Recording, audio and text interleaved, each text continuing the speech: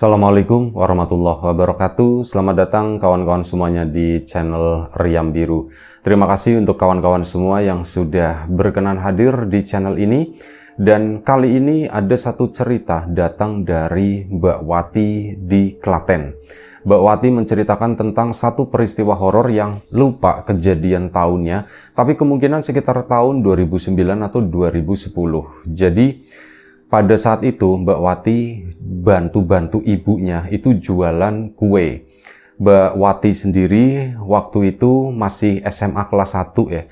Dan ya memang udah dari SMP itu suka kalau misal siang hari sepulang sekolah itu muter-muter bantu jualan ibunya. Keliling kampung, gak cuman di kampungnya tapi nyebrang ke kampung sebelah juga. Dari situ pun Mbak Wati jadi mengenal lumayan banyak orang. Tahulah semua warga, hampir semua yang ada di kampungnya, sama di kampung yang memang area jelajah jualannya kayak itu kenal satu persatu orang-orangnya. Nah, ada satu keluarga yang menarik di situ, yaitu keluarganya Pak Karto sama keluarganya Bu Siti. Mereka itu cuma tinggal berdua, memang dari dulu nggak dikaruniai anak. Jadi ya cuman tinggal berdua begitu doang, unyak-unyuk gitu ya. Dan mereka tuh menempati sebuah rumah gubuk yang sederhana tapi asri. Jadi Mbak Wati kadang beberapa kali itu mungkin karena mereka itu nggak dikaruniai anak gitu ya. Jadi melihat Mbak Wati itu seneng banget kalau misal jualan ke situ hampir setiap hari pasti dibeli. Pasti dipanggil gitu ya. Wati sini beli jajannya, Dok sini. Mbak Wati pun ke situ dan ya momen-momennya itu sekalian buat istirahat. Nanti diajak ngobrol sama si Mbok Siti itu. Diajak ngobrol begini-begini, wah cerita macem-macem, kadang sampai kelupaan, bisa hampir setengah jam di situ. Terus Mbak Watinya nyadar, waduh Mbok, jualanku masih banyak, katanya begitu kan. Oh iya, maaf yo, si Mbok lupa, keenakan ngobrol, katanya. Akhirnya sudah, Mbak Wati pun melanjutkan perjalanan. Lumayan kenal deket lah sama mereka berdua ini, sepasang suami istri ini. Sampai pada suatu hari, mungkin sekitar 1 atau 2 bulan dari pertemuan terakhir dengan si Mbak Wati, dia cerita tentang sesuatu gitu ya, yang Mbak Wati itu lupa. Jadi menceritakan tentang satu hal, ini zaman dulu katanya. Cerita tentang zaman dulu dan Mbak Wati itu nggak inget cerita itu tentang apa. Karena pikiran itu ya satu sambil ngitung duit dan ngitung sisa jajanan itu tinggal berapa. Si Mbok Siti juga cerita terus setiap hari gitu ya. Jadi ya sudah, itu kayak dianggap angin lalu doang. Tapi memang tumben-tumben dia itu menceritakan tentang itu. Cuman ya itu tadi, Mbak Wati itu lupa. Sampai sekarang ini nggak tahu ya cerita tentang apa.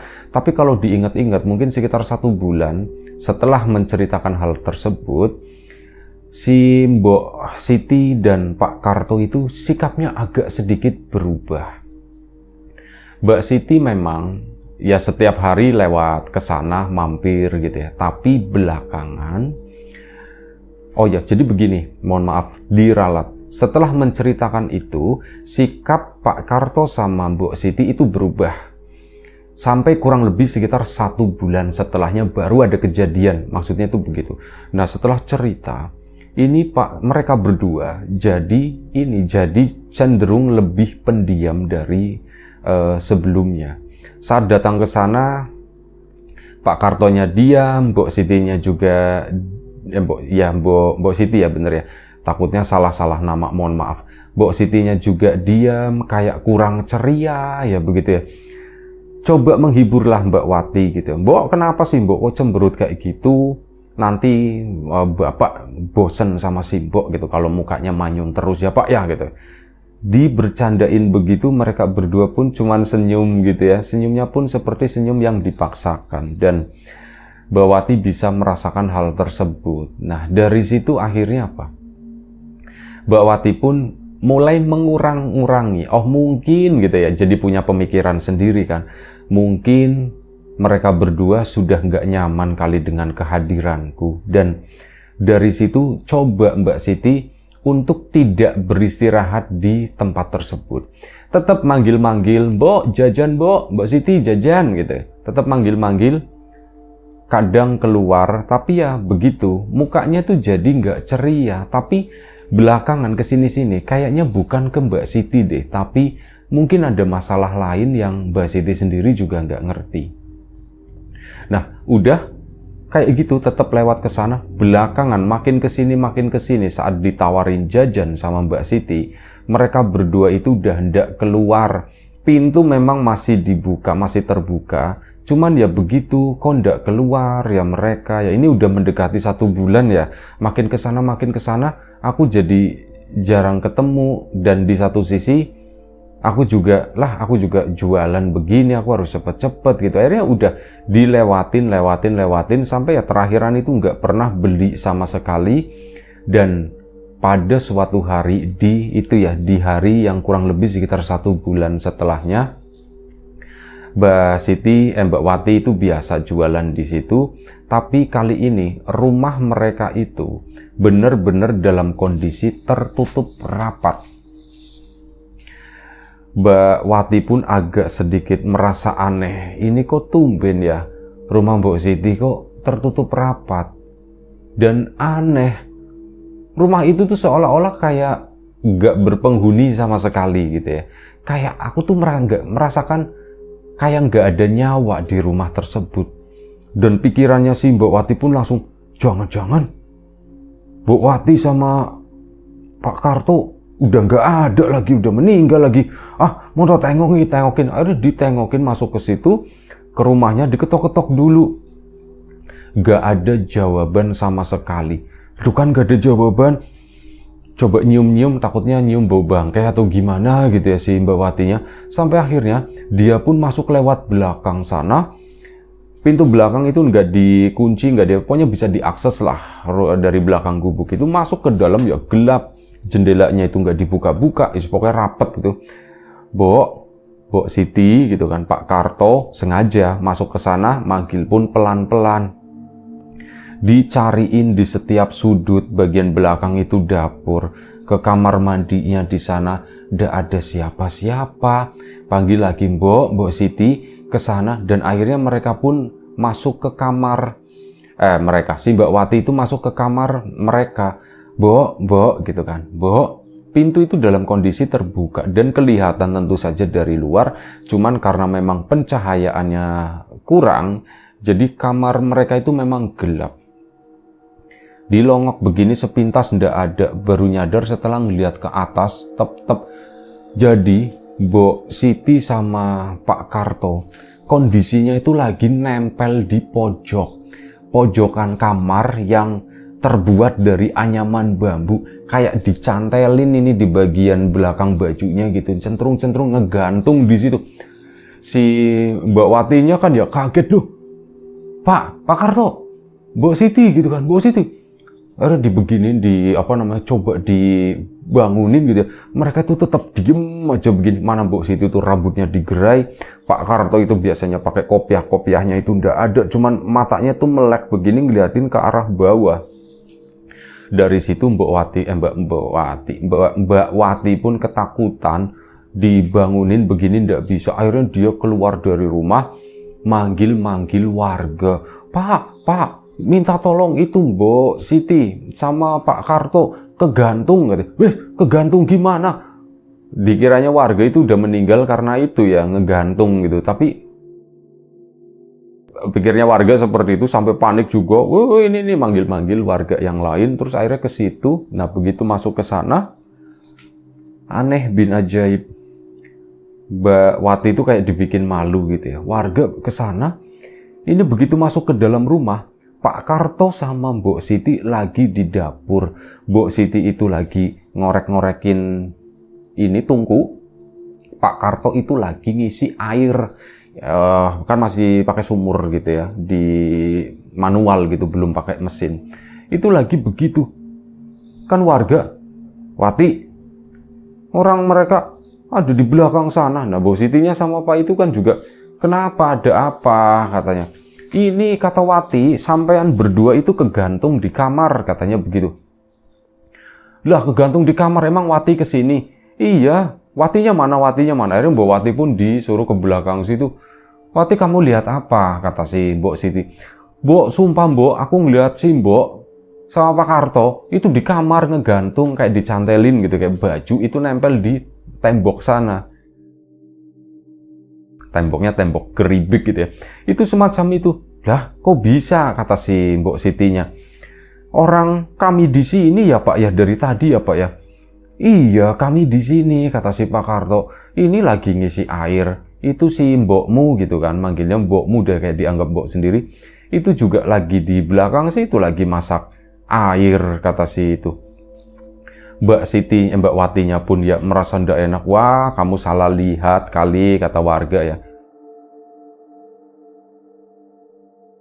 Akhirnya warga pun pada balik lagi. Mbak Wati malu, minta maaf gitu. Maaf, saya ndak tahu gitu ya. Tapi yang aku lihat itu seperti itu. Ya wes udah. Makanya jangan banyak ngelamun, kata si bapak-bapak salah satunya gitu. Oh, njuy pak gitu ya. Udah. Yes. Akhirnya pada pulang lah. Nah saat itu, saat ada warga, saat berinteraksi dengan beberapa orang itu, Mbok Siti sama Pak Karto itu kan kembali ceria gitu. Cara ngomongnya tuh udah lumayan kencang, udah mulai luwes lagi. Tapi giliran warga udah pergi, mereka itu jadi pendiam lagi. Mbak Wati masuk ke sana, itu Mbok Siti sibuk dengan tungkunya gitu ya. Sampai Mbok Siti, yo, kata si Mboknya. Mbok, si Mbok kenapa? Si Mbok marah sama aku, katanya. Si Mbok Siti pun ngeliatin Wati senyum terus geleng kepala. Tapi gak ngomong gitu, cuman geleng kepala. Kalau si Mbok ndak marah sama aku, kenapa aku didiemin, kata si Mbak Wati. Lagi-lagi si Mboknya senyum, tapi kali ini gak nengok, tetap ngeliat ke arah tungku sana. Mbok, jangan marah, Mbok. Nah, disitulah si Mboknya baru berhenti ngeliat ke arah Mbak Wati. Si Mbok ndak marah ke kamu, Nduk, gitu kan. Tapi si Mbok begitu diemin aku, si Mbok juga nggak diemin kamu, katanya begitu lagi. Terus kenapa si Mbok seperti itu? Yo ndak popo, kata si Mboknya. Mungkin si Mbok lagi capek, si Mbok lagi banyak pikiran atau apa, katanya. Kamu ini kenapa gitu? Kenapa kamu seperti itu jadi mikirnya kayak gitu? Ya habisnya si Mbok dulu kan suka cerita sama aku begini-begini, tapi sekarang jarang, katanya. Aku itu kangen, Mbok, dengan hal yang semacam itu gitu. Oh ya sudah, nanti ya, kata si Mbok. Nanti tak ceritain lagi seperti yang udah lalu, katanya. Iya Mbok, ya sudah, sana kamu jualan dulu gitu. Nanti kasihan ibumu udah capek-capek buat kue, kamu kelamaan di sini ngobrol-ngobrol sama si Mbok, malah kuenya ndak habis. Iya Mbok, ya sudah Mbok. Pak Karto, aku pulang dulu, katanya. Pulang? Kan kamu mau jualan, kata si Pak Karto. Maksudku ya itu, aku mau jualan. Ya sudah, hati-hati ya Nduk, ya hati-hati. Keluarlah si Mbak Wati, lanjut berjualan lagi. Tapi kali ini suasana hatinya itu udah mulai berbunga-bunga. Sore hari, dagangan Mbak Wati itu udah habis, pulanglah. Pulang memang lewat rumahnya Mbok Siti lagi, tapi saat pulang biasanya nggak mampir, ya karena udah sore gitu, udah jam 5 lewat, udah pulang ke sana, pulang ke rumah. Nah sore itu, pulang lewat depan rumahnya Mbok Siti. Saat lewat di depan Mbok Siti, si Mbak Wati melihat Mbok Siti sama si Pak Karto ini lagi berdiri, bener-bener ini kan pintu rumah ya, rumah gubuk gitu. Mereka tuh berdiri kanan kiri di samping rumah. Cuman berdiri begini doang, diem doang. Mbak Wati ngelihat kan, Mbok Siti, Pak Karto, sambil bawa sepeda di kayu. Mereka tuh diem aja. Loh, mereka gitu lagi, kata si Mbak Wati. Akhirnya udah pulanglah ke rumah sana. Di situ cerita sama orang tuanya. Bu, Pak, aku itu ngalamin sesuatu yang aneh sama Mbok Siti sama Pak Karto. Aneh kenapa? Diceritakan semua ya, dari awal sampai sore tadi. Iya Pak, yo kok seperti itu ya Pak ya Mbok Siti Pak? Ya ndak tahu Bapak, ndak tahu. Wah, coba cari tahu Pak gitu kan, ngobrol sama warga, barangkali ada sesuatu yang terjadi di sana. Nanti tak cobain, kata si Bapak, menyelidik gitu ya. Dan Mbak Wati pun jadi penasaran, iya juga ya, kenapa bisa seperti itu ya, kira-kira apa sih yang terjadi itu kan. Akhirnya sudah, Mbak Wati pun jadi mulai menyelidik. Kali ini cerita dengan salah satu warga yang memang rumahnya itu berdekatan sama Mbok Siti. Di situ Mbak Wati emang cerita karena biasa beli juga di sana ya. Ini cerita sama suami istri yang ada di situ. Pak, Bu,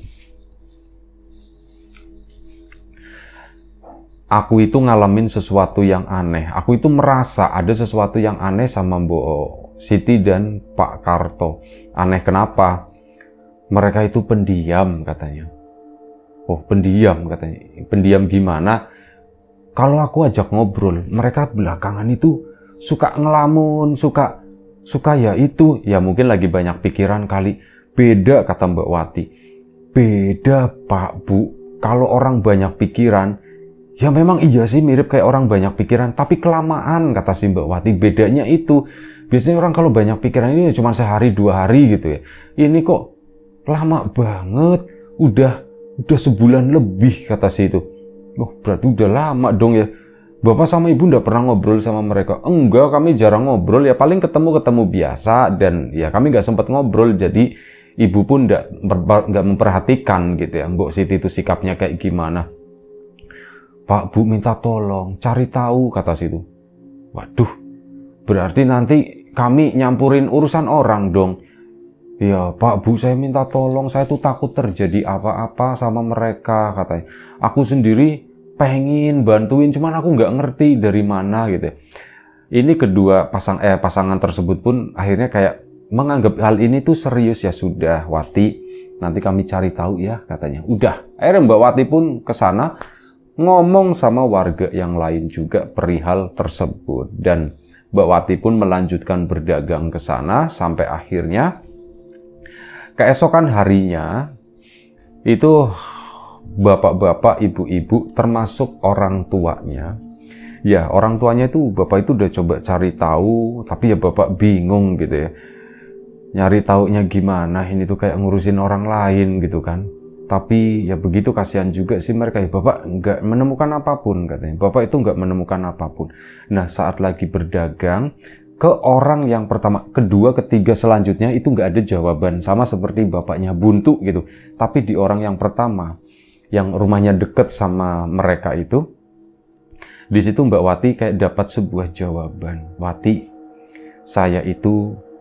kami itu baru ngomong sama ya salah satu saudara kami. Dia itu orang yang mengerti masalah begitu-begituan, dan katanya apa? Ada sesuatu yang memang gak baik di rumah tersebut. Hah? Sesuatu yang gak baik gimana? Kamu inget ndak? Kamu pernah cerita yang siang-siang itu loh, yang kami dipanggil Mbok Siti sama Pak Karto ngegantung di kamar, katanya. Oh iya, itu bener, katanya. Hah, bener gimana?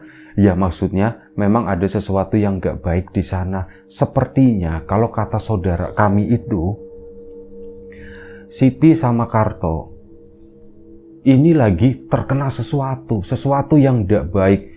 Apa, kata si Mbak Wati kan, gak terlalu ngerti juga perihal tersebut. Itu kayak kena santet, katanya. Hah? Kena santet?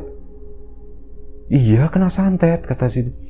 Terus gimana Pak Bu, bisa sembuh ndak? Ya ndak tahu. Masalahnya adalah anggap aja seperti itu. Misalkan beneran terkena, kira-kira siapa ya pengirimnya? Terus masalahnya tuh apa? Setahu kami mereka berdua itu nggak punya masalah. Mereka berdua itu ndak punya musuh juga. Orang anak ya ndak punya. Ya cuman punya itu rumah gubuk sama sebidang tanah di situ. Itu pun dari dulu ya segitu-gitu aja, nggak nambah. Terus untuk apa orang nyantet gitu, pikirnya si ibu yang diajak ngobrol tadi.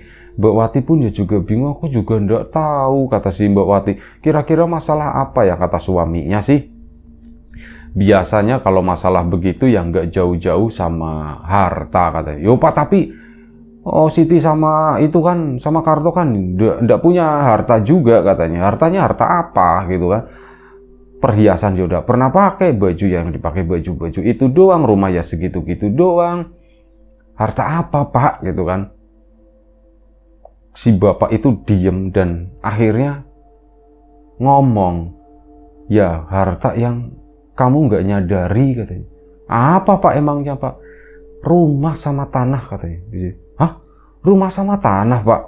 Iya, kemungkinan kalau memang urusannya seperti itu, ini Mbak Wati itu mulai nggak terlalu mengerti ya dengan hal tersebut. Dengan pengetahuan yang masih terbatas, anak kelas 1 SMA ngomongin masalah begituan kan, jadi nggak terlalu nyambung lah, dan bukan isu yang menarik juga sebenarnya, yaitu masalah tanah lah. Mungkin kita nggak tahu ada orang-orang yang menginginkan tanah tersebut atau gimana. Mungkin sudah pernah ngomong sama mereka berdua, tapi mungkin tidak diperbolehkan. Jadi pakai cara-cara yang ya gimana lah katanya begitu ya, cara-cara yang seperti itu. Bisa jadi Pak seperti itu gitu. Ya tapi kan ini harus dicari tahu lagi. Kamu sabar aja ya Wati ya. Pak matur nuwun Pak. Akhirnya Mbak Wati pun lanjut lagi. Ya sepanjang perjalanan hari itu Mbak Wati pikirannya keganggu dengan masalah itu tadi. Apa yang disampaikan oleh si bapak tersebut.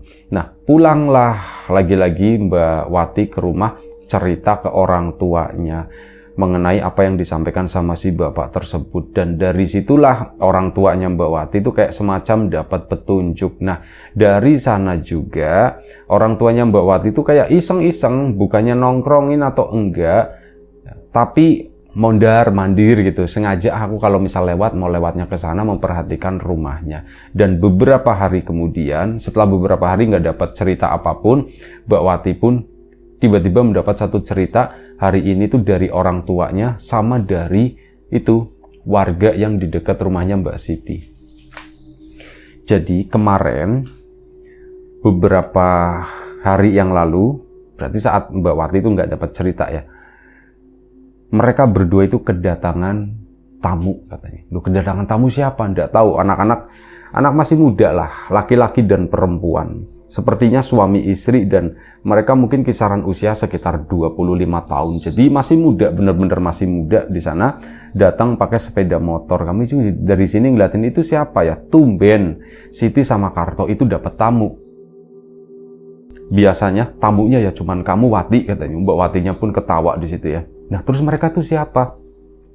Kami pun nggak tahu mereka itu siapa. Dan akhirnya kami cerita. Nah, cerita ini didapat juga dari bapak sama ibunya. Itu kemarin ada yang mungkin dari si bapak ini ya, nggak tahu.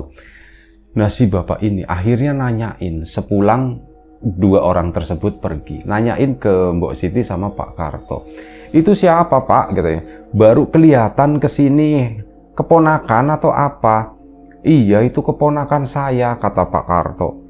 Oh keponakan, oh dari mana sekarang? Yo itu masih tinggalnya di sini, di Klaten di situ gitu, di kota deh. Ini warga pun dengan tidak sopannya katanya, saya pun waduh ini tuh udah sopan banget, tapi yo terpaksa tak tanyain. Itu nanya, nuwun sewu Pak Karto.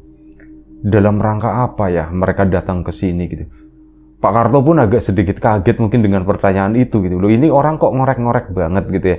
Tapi di situ Pak Karto pun kayak narik nafas dalam, nanya, kenapa kamu nanyain hal tersebut? Enggak, nun sewu, ini masalah pribadi gitu ya. Nun sewu Pak Karto, nun sewu, keceplosan mulut katanya. Enggak apa-apa. Kamu menanyakan hal itu, pasti ada sesuatu yang terjadi gitu ya. Ada sesuatu yang membuat kamu ingin tahu hal tersebut, kata Pak Karto. Dan iya Pak Karto memang betul katanya, soalnya nah diceritakanlah semuanya begini, termasuk Wati juga yang katanya ngelihat Pak Karto sama Bu Siti itu tergantung di sana, terus berdiri doang di depan rumah, disapa itu diem aja. Nah, berdasarkan cerita-cerita atau kejadian-kejadian tersebutlah akhirnya saya memberanikan diri untuk menanyakan, takutnya hal seperti ini tuh berhubungan. Dan ternyata betul, keponakannya itu datang ke situ mau ngambil tanahnya Pak Karto sama Mbok Wati, cuman bukan tanah di tempat tersebut, tapi di tanah di tempat yang lain. Bilangnya, sampean kan udah punya anak, udah tanahnya itu buat kami aja, katanya ya. Pak Kartonya itu ndak mau, aduh ndak bisa, itu soalnya udah saya berikan ke orang lain gitu. Nah mereka itu marah, ya marah gitu ya, diberikan ke orang lain siapa, aku tuh keponakanmu, katanya, aku tuh keponakanmu, kenapa begini, yes, pokoknya ada lah, aku pokoknya ngasih ini tuh untuk orang lain, soalnya kasihan dia, kata itu ya.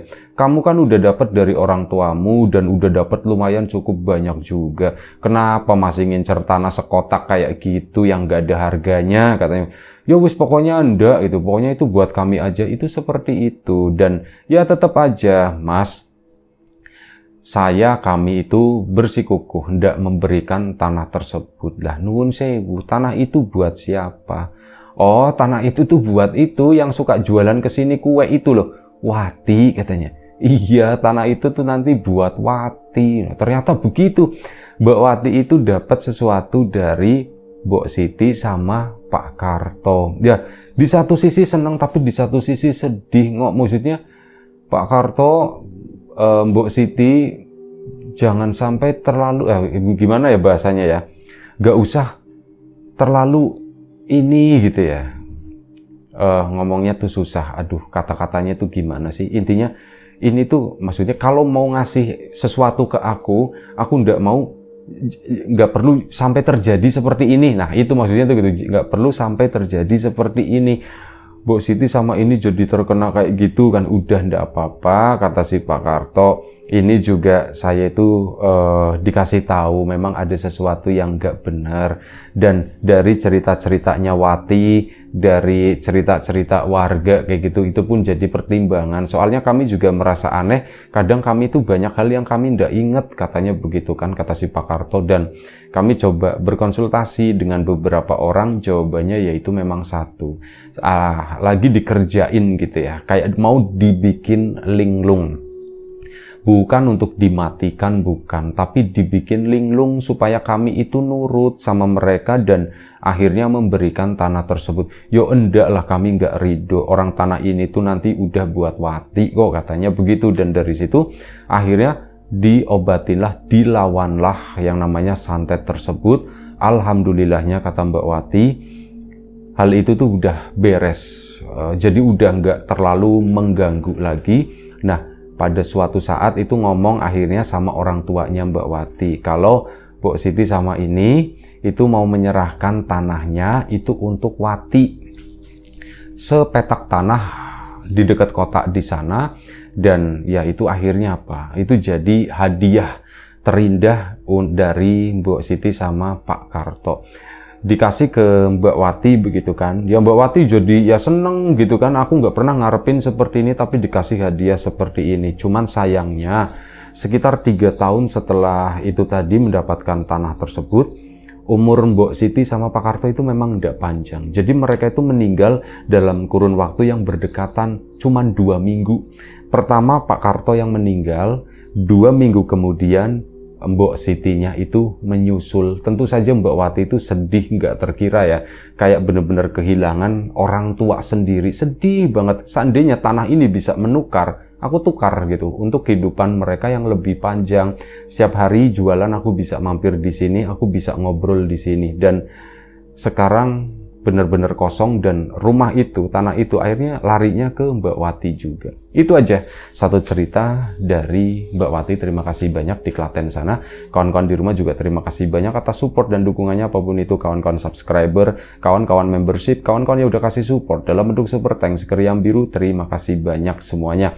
Kawan-kawan yang udah ngasih like, udah nge-share ke yang lainnya, kawan-kawan yang udah ninggalin komentar juga terima kasih banyak. Kawan-kawan yang sudah membeli bawang gorengnya Wiji, kawan-kawan yang kemarin sudah kasih support di channel Rimbiana juga terima kasih banyak. Semoga semua kebaikan-kebaikan itu nanti dikembalikan lagi kawan-kawan semua menjadi sesuatu yang lebih besar, sesuatu yang lebih berarti, sesuatu yang lebih bermanfaat lagi nantinya.